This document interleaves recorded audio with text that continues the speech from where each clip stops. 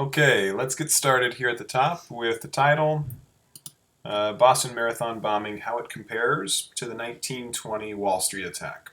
This is an article from the Christian Science Monitor, and it was published in 2013, so last year.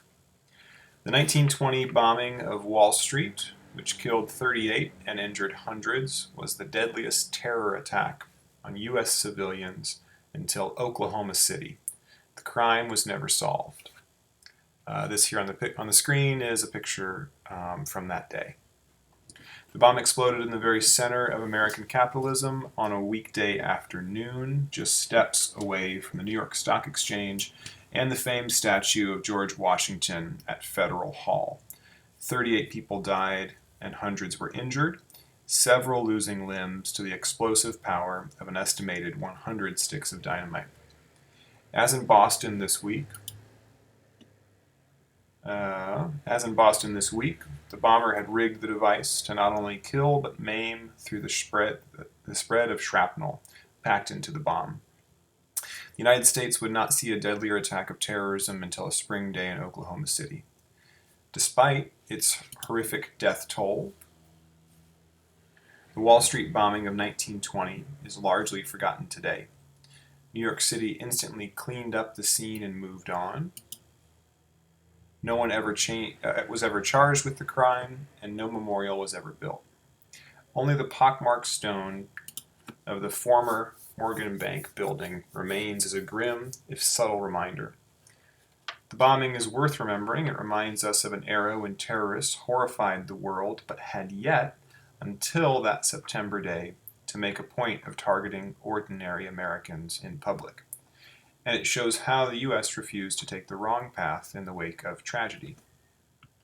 Beverly Gage, a history professor at Yale University, wrote the definitive book about the attack, 2009's The Day Wall Street Exploded, the story of America in its first age of terror. I asked her to reflect on the similarities between the bombings in New York and Boston, the evolution of terrorism in the U.S., and the legacy of that distant but familiar day of horror.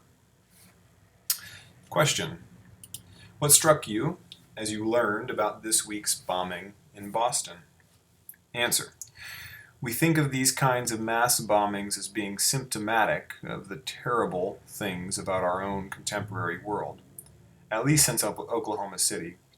But this kind of event has been going on as long as technology has existed to set off bombs in crowded places.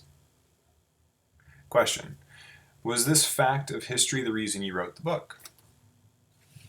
I set out to write the book because I came across a mention of the 1920 bombing, which killed 38 people and injured hundreds more, many of them quite seriously.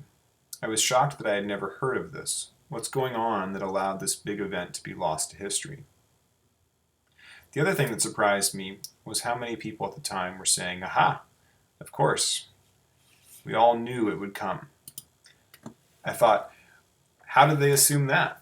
I began to look not only into anti-Wall Street history, but also the long history of anti-capitalist bombings that had been going on for 30 to 40 years, going back to the Haymarket bombings in 1866 in Chicago, the most famous of them all the way up to the bombings of the Los Angeles Times in 1910, the bombing of the Preparedness Day Parade in 1916 in San Francisco, and a series of coordinated bomb attacks in a number of different American cities, including the bombing of the U.S. Attorney General's home in Washington, D.C.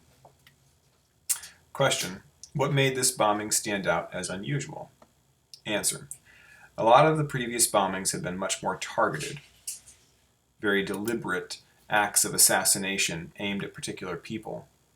This one hit messengers and tourists and several veterans of the First World War who had gotten jobs on Wall Street and were killed at home instead of on the fields of France.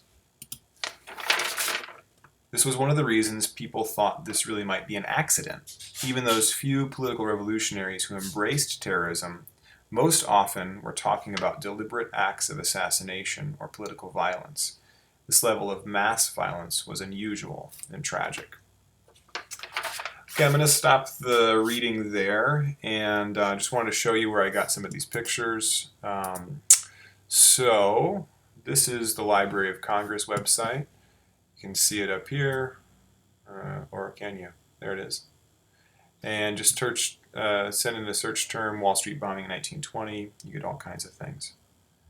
Of course, another good tool is Google Images. So if you search Wall Street bombing 1920, and then you hit either images here or images here, you get all kinds of good things. Of course, you got to watch out. Sometimes the images that come up in here aren't actually what you're looking for.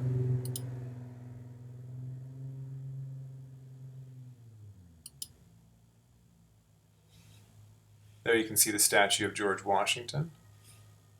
And here's what it looks like today, the pockmarked building from 100 years ago. Having found out about this, I really want to go take a look. One other website I'll show you, this was a blog I found. He does some kind of primary document searches for New York history. So that's what the scene of the bombing looks like today. There's the pockmarked wall. This guy was a potential suspect, or he was a radical that inspired a lot of people. This one I wanted to show you. Seattle, Washington had actually had a bombing just prior to this, in what was kind of a wave of bombings leading up to this. Bomb injures ex-senator's wife and maims servant. Mailed package bomb. Let me zoom in on that. Package mailed from this city to ex-Senator Hardwick in Atlanta. So this was the beginning of package bombing, which is an interesting technological shift. And here's the Palmer raids, which we talked about. It's Palmer's house. And that got a whole bunch of laws passed and huge crackdown on communists and anarchists. So there was a lot of bombings going on. Anyway, I just want to show you some of the places that you can find some of this information. This last photo here is of some of the shrapnel that was used inside the bomb. And I don't know if you remember the Boston bombing, but I think that was the most shocking part of that bombing to me, was the thought that beforehand someone had thought long and hard enough about how to injure the most people. All right, so that's it for me.